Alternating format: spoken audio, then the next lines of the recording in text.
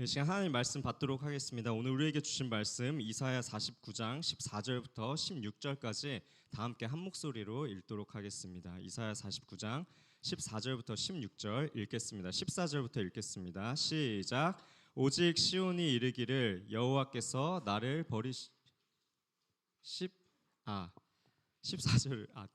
14절 제가 읽을게요. 오직 시온이 이르기를 여호와께서 나를 버리시며 주께서 나를 잊으셨다 하였거니와 15절 읽겠습니다. 시작. 여인이 어찌 그 젖 먹는 자식을 잊겠으며 자기 태에서 난 아들을 긍휼히 여기지 않겠느냐. 그들은 혹시 있을지라도 나는 너를 잊지 아니할 것이라. 내가 너를 내 손바닥에 새겼고 너의 성벽이 항상 내 앞에 있나니. 아멘. 여러분, 오늘 말씀 제목이요, 너 자신을 알라입니다. 너 자신을 알라 했을 때 조금 기분이 나쁠 수 있습니다. 근데 이제 갑자기 냅다 디스를 갈겨버리는 게 아니라, 이 말은 여러분 누가 했던 이야기죠? 소크라테스죠. 소크라테스. 근데 소크라테스가 한 말로 알려져 있지만 사실은 이제 그 시대의 신전 기둥에 새겨진 어떤 문구였어요. 그거를 이제 소크라테스가 자주 인용하면서 그가 이 말을 했다고 이제 알려져 있는데, 근데 왜 소크라테스가 그 당시에 너 자신을 알라라고 이렇게 주장하고 주창을 했냐면, 본인이 가장 지혜로운 사람이라고 생각을 했어요, 소크라테스는. 그래서 이 얘기를 들었을 때 언뜻 이 사람 유명한 사람이긴 했지만 좀 교만한 사람이었나 거만한 사람이었나 라고 생각할 수 있지만, 그 뒤에는 어떤 배경이 있냐면, 그 시대의 배경이 뭐냐면 그 당시 사람들이 굉장히 실리적으로 살았다는 거예요. 그래서 고대 그리스가 막 철학과 문명의 꽃을 피운 그런 시대로 우리가 알고 있지만, 아직까지도 그 고대 시대는요, 우리 요즘 시대의 생각으로는 조금 충격적인 일들이 빈번하게 발생하던 때였습니다. 예를 들면요, 돈을 빌리기 위해서 담보물로 뭘 맡기냐면 자기 아내를 맡기는 그런 어떤 일들이 있기도 했고, 뭔가 잘 보이고 싶은 사람이 있으면 그 집에다가 뇌물로 막 돈이나 이런 걸 갖다 바칠 수도 있겠지만 사람을 바쳤어요. 근데 사람을 바치는데 내 소중한 아내 혹은 내 소중한 딸을 어떤 뇌물로 바치는 그런 일들까지 있는 그런 사회가 고대 그리스 사회였습니다. 그래서 뭐냐면요, 자기에게 돈이 되거나 좀 이득이 되는 그런 것들을 굉장히 중요하게 여기고, 이런 것들을 위해서는 어떤 정의나 어떤 인륜을 저버리기까지 할 수 있는 그런 사회가 이제 고대 그리스 사회였다는 것이죠.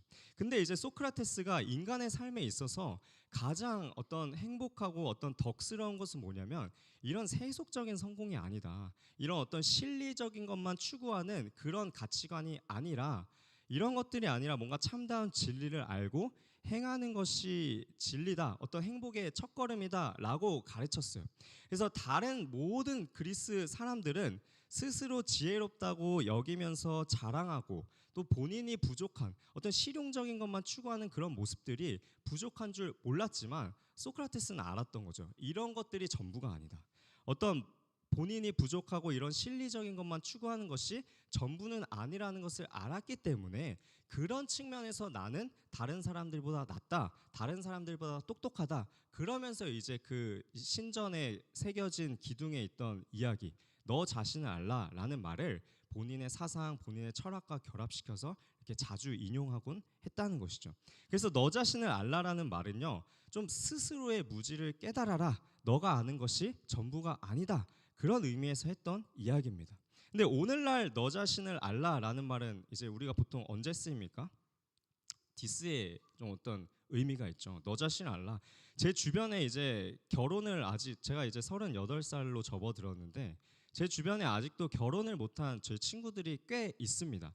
근데 이제 두 가지 부류로 나뉘는 것 같아요. 첫 번째 부류는 뭐냐면, 아예 막 너무 자기 혐오가 넘쳐가지고 나 이제 그냥 다 포기해야겠다, 나 이제 절대 결혼을 못할 안 될 놈이야 이러면서 포기하는 부류가 있는가 하면은, 두 번째 부류는 뭐냐면 아직까지 너무 근자감이 넘치는 거예요. 그래서 38살을 먹고도 아직까지 뭔가 막 외모를 막 이렇게 따지고 뭔가 상대방의 능력을 따지는, 이런 사람들한테 우리가 해줄 수 있는 이야기가 뭡니까? 저는 이제 실제로 합니다. 뭐냐면, 너 자신을 알아라. 야, 너 지금 그런 거 따질 때가 아니야. 너 자신을 알아라. 이렇게 얘기를 하는데, 물론 제가 좀 소심한 구석이 있어서 이제 마음속으로만 이렇게 이야기하고 직접적으로는 이야기 못합니다. 직접 상처받을까 직접적으로 못하는데 아무튼 이런 크리스찬들도 마찬가지인 것 같아요. 뭔가 공동체 내에서 우리 어떤 사역하면서 이렇게 야 참 좀 너 자신을 알았으면 좋겠다. 좀 너의 부족함을 깨닫고 저 하나님 앞에 매달렸으면 좋겠다. 이런 의미로 좀 뭔가 사용하고 싶을 때가 많이 있는 것 같아요. 그래서 일반적으로 너 자신을 알라라는 말을 쓸 때는 뭔가 그 사람에게 뭐 좀 들보를 들춰내고 싶을 때, 그 사람한테 뭔가 좀 안 좋은 의미의 도전을 주고 싶을 때 너나 잘해라라는 의미로 이 말을 쓰려고 하는 것 같습니다.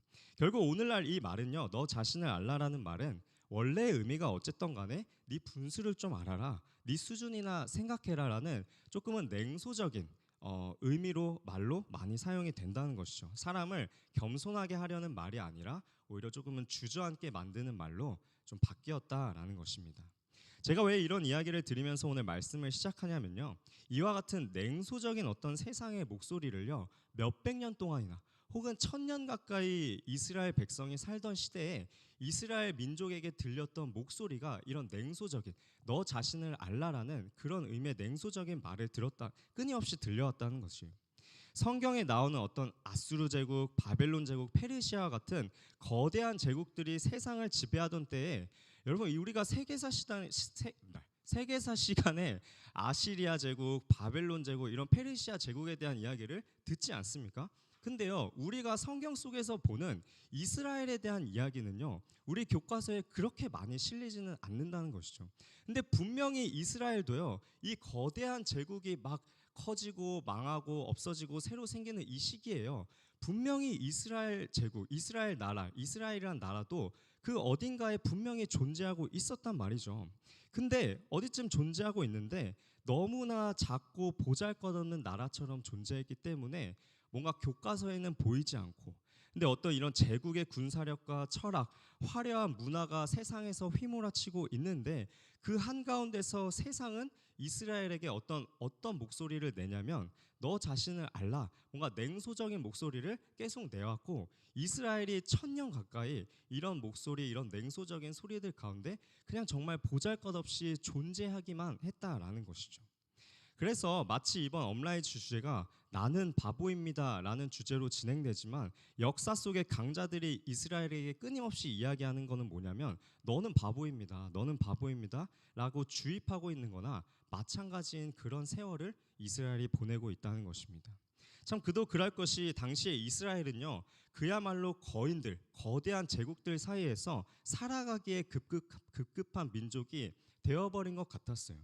아시리아, 아수르죠, 바벨론, 페르시아, 그리고 그리스, 로마로 이어지는 어떤 거대 제국의 틈바구니 속에서 이스라엘은 정말 모든 면에서 초라해 보이고 또 부족해 보였습니다. 아수르라는 최초의 거대 제국은요, 정말 군사력으로 참 주변을 통치하고 호령하는 그런 나라였어요. 그래서 아수르 민족의 군대가 쳐들어오는 말만 들어도요, 그 주변 나라가 정말 벌벌 떨었던 그런 나라였습니다. 뒤이어서 새로운 강자인 바벨론은요, 예루살렘을 정말 멸망시키고 성전을 무너뜨렸어요.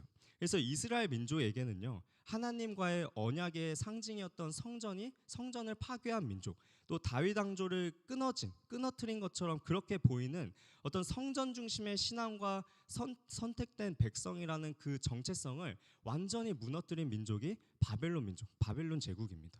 또 이후에는 페르시아라는 더 거대한 제국이 등장했어요. 페르시아는 광활한 어떤 그 대지를 통치하면서 어떤 체계적인 행정으로 고대 세계를 어떤 하나의 질서로 묶었던 그런 나라였습니다. 그래서 사람들은 이제 세계 속에서 페르시아를 새로운 어떤 질서의 주인으로 인정하게 됐어요. 그래서 이후에는 어떤 그리스, 로마, 어떤 이런 나라들이 생기면서 어떤 그리스, 로마 때의 문학과 철학이 이후 알렉산더 대왕 때 헬레니즘 문화로 완벽하게 막 꽃피우면서 어떤 세계 철학과 문화의 중심이 되기도 했었죠.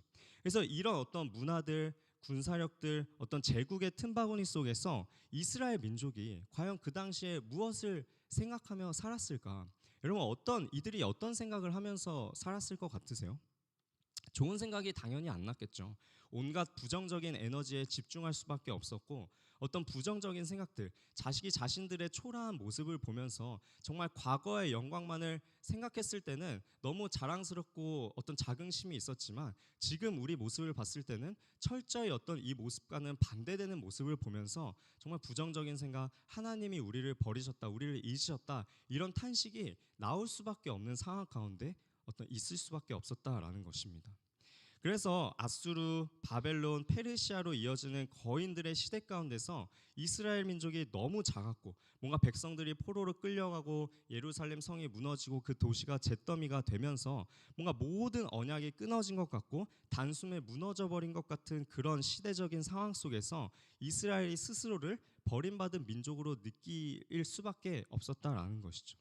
그래서 바벨론 포로가 끝나고 뭔가 포로가 돌아오고 귀환하기도 했지만 이미 그 땅이 폐허가 되었고 성전과 성벽을 다시 쌓으려고 했지만 외부의 방해 또 내부의 방해 이런 것들이 다 겹치면서 번번이 중단되기도 하면서 이런 아픔들을 그 시대 가운데 많이 느낄 수밖에 없었다라는 것입니다.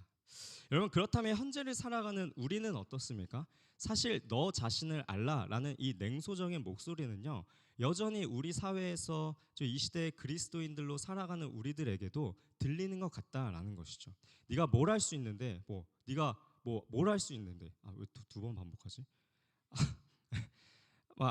아무것도 못하죠. 요즘 이런 말 유행합니까? 인터넷 찾아보니까 유행한다고 하더라고요. 아무튼 이런 말, 네가 뭘 할 수 있는데 어떤 이런 냉소적인 분위기, 어떤 그리스도인들을 향한 냉소적인 목소리가 분명히 있다라는 것입니다.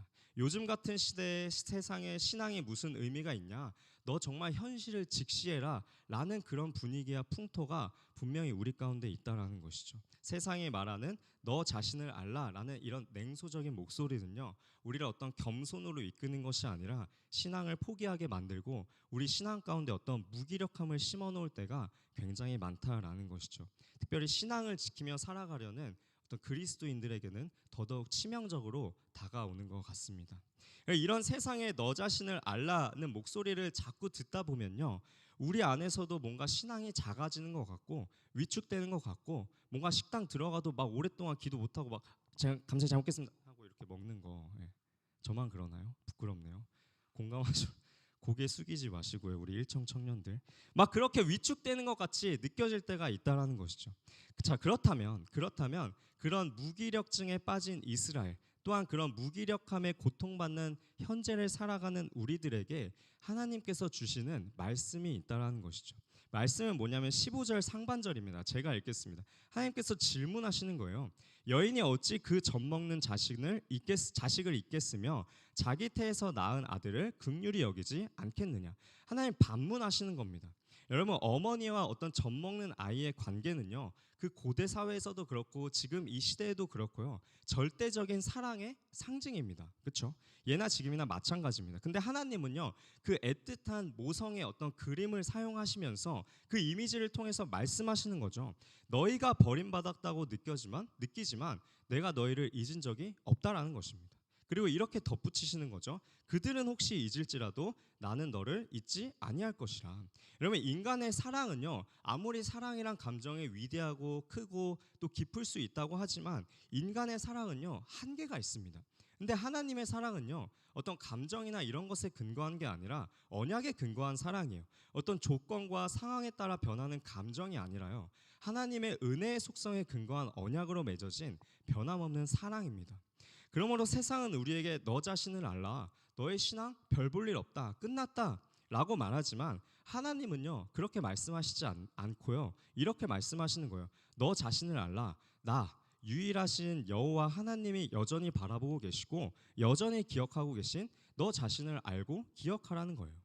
세상에 너 자신을 알라는요, 우리를 뭔가 잘라내고 하나님의 너 자신을 알라는요, 그런 게 아니에요.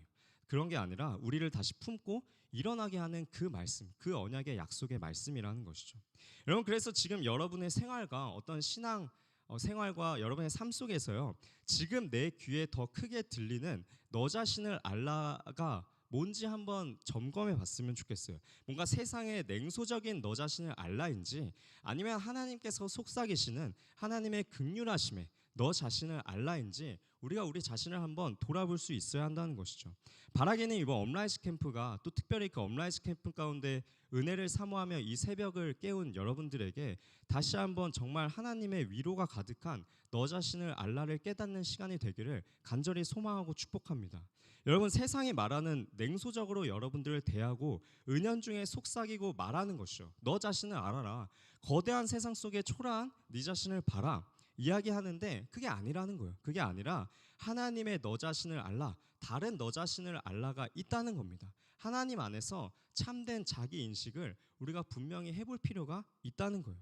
그래서 하나님은 절망 가운데 계속해서 이렇게 말씀하시는 거죠. 위로의 말씀을 주시는 겁니다. 16절 상반절이죠. 보라, 내가 너를 내 손바닥에 새겼고. 여러분, 손바닥은요, 우리가 하루에도 수없이 바라볼 수 있는 정말 늘 눈에 띄고 늘 가까이 있는 우리 신체의 한 부분이죠.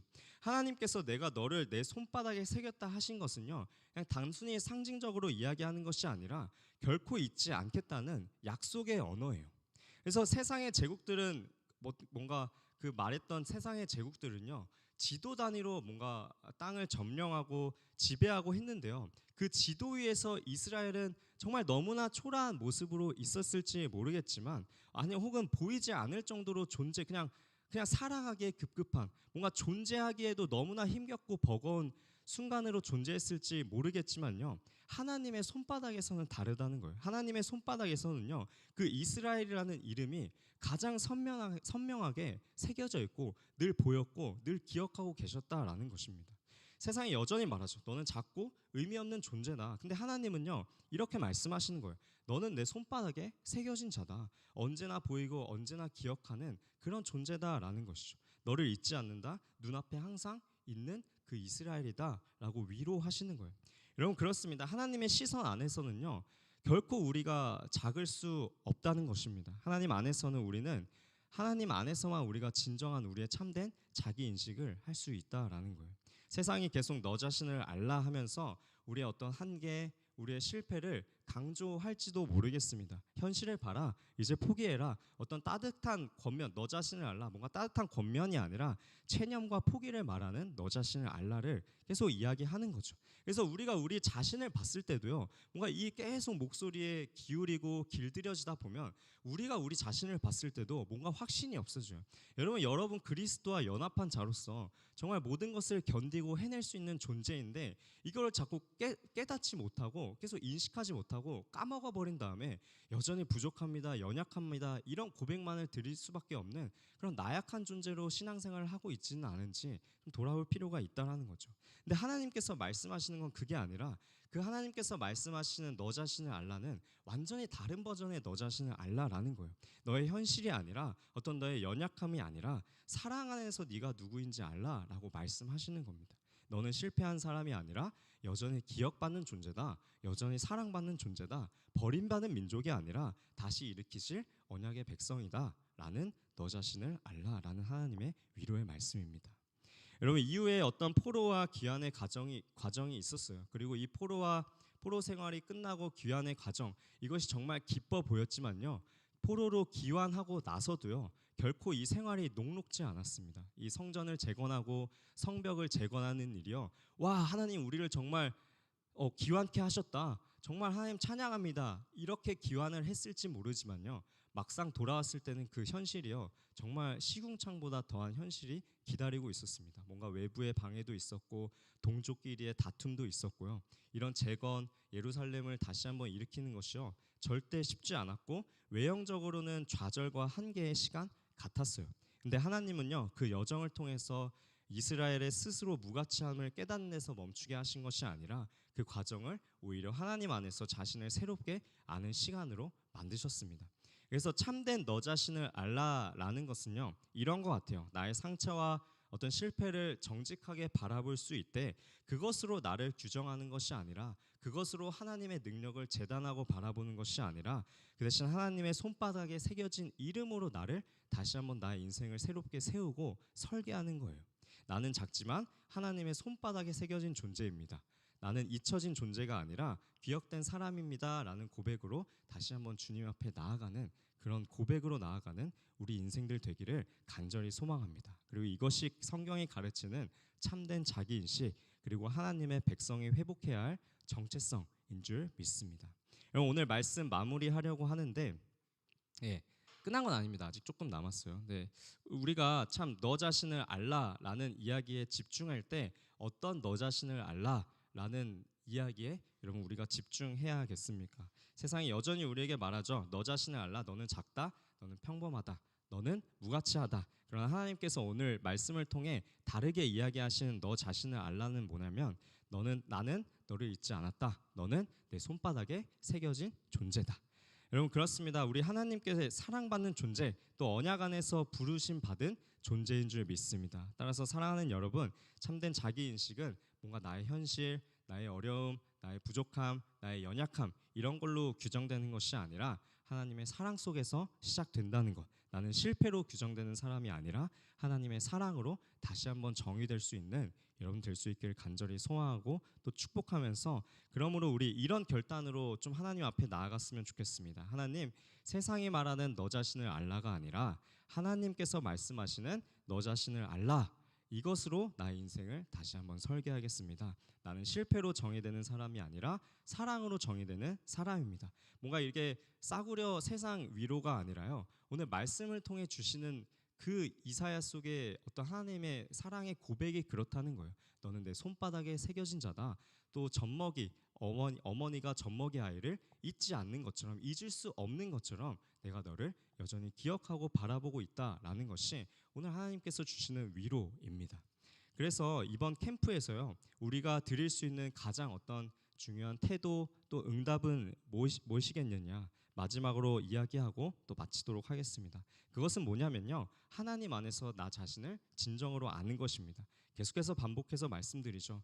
나 자신을 아는 것, 참된 자기 인식인데, 찬양할 때는요, 정말 작은 목소리라도 나는 하나님께 사랑받는 자입니다, 이 생각으로 하나님께 찬양을 올려드리면요, 정말 하나님께서 주시는 기쁨을 경험할 수 있을 것 같아요. 또 말씀을 들을 때는요, 이건 다른 누구에게 주시는 말씀이 아니라 나의 인생 가운데 오늘 이 시간 하나님께서 주시는 말씀이다 라는 것을 항상 기억하고 상기시키고, 그렇다면 하나님의 사랑이 다시 시작되는 그 말씀 선포의 자리가 될 줄 믿고요. 또 특별히 기도할 때는요, 어떤 세상의 평가와 나의 무기력함, 어떤 그런 마음의 소리들을 정말 잠시 내려놓고 정말 우리 이렇게 함께 고백하는 겁니다. 정말 나는 작지만 주님의 손바닥에 새겨진 존재고요, 또 나는 바보입니다라는 어떤 이런 마음으로 나아갔을지라도 정말 하나님께서는 온전케 하시는 분인 줄 믿습니다. 이런 고백으로 기도한다면 정말 다시 한번 우리 인생이 회복되고 또 우리 인생이 다시 한번 세워지는 그런 귀한 업라이즈 캠프가